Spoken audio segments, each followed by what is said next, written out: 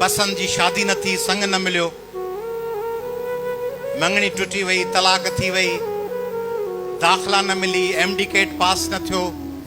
Law admission test pass न थी, NTS पास न थी, बदली न थी, दोस्त नाराज थी वियो, महबूब या महबूबा नाराज थी विया, माइट नाराज थी विया, हज़ारे क़िस्म जा मसइला आहिनि, लखे क़िस्म जूं परेशानियूं। उहे जॾहिं पूरियूं नथियूं थियनि त परेशानी थी थिए। पर इहो नुक़सान या इहो लॉस, इहो टके जो लॉस आहे, जेके सभु आउं लॉस चई वियुसि, टके टके जा नुक़सान आहिनि। जेको वॾो नुक़सान थिए पियो हर घड़ी, वॾो जेको ख़तरो आहे हर लम्हे, हर घड़ी, हर पल, उहो नुक़सान आहे जंहिंजो अहसास ई कोन्हे। तव्हांजे हथनि मां वक़्तु निकिरंदो पियो वञे,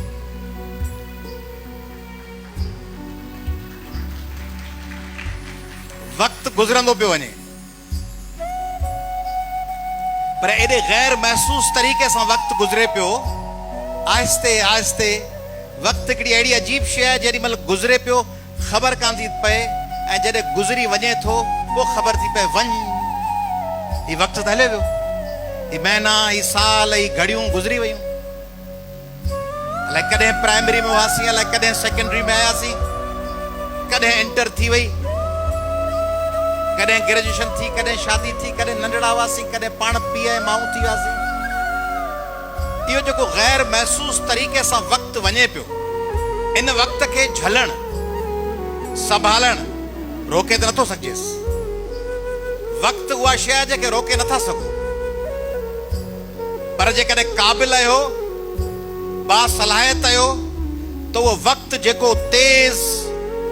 सुंबन वारे हिकिड़े वहशी, हिकिड़े झंगली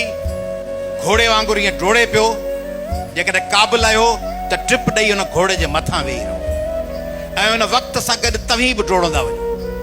ऐं वक़्तु तव्हांखे पोइ ते न छॾे सघे, तव्हीं वक़्त जी रफ़्तार ते, वक़्त जी धार ते, वक़्त जी लहर ते, वक़्त जी नब्ज़ ते हुन सां गॾु डोड़ंदा, तेज़ तेज़ हलंदा। पर इहो मुमकिन आहे त एॾी तेज़ी सां माण्हू पाण खे एडॉप्ट करे, तब्दील करे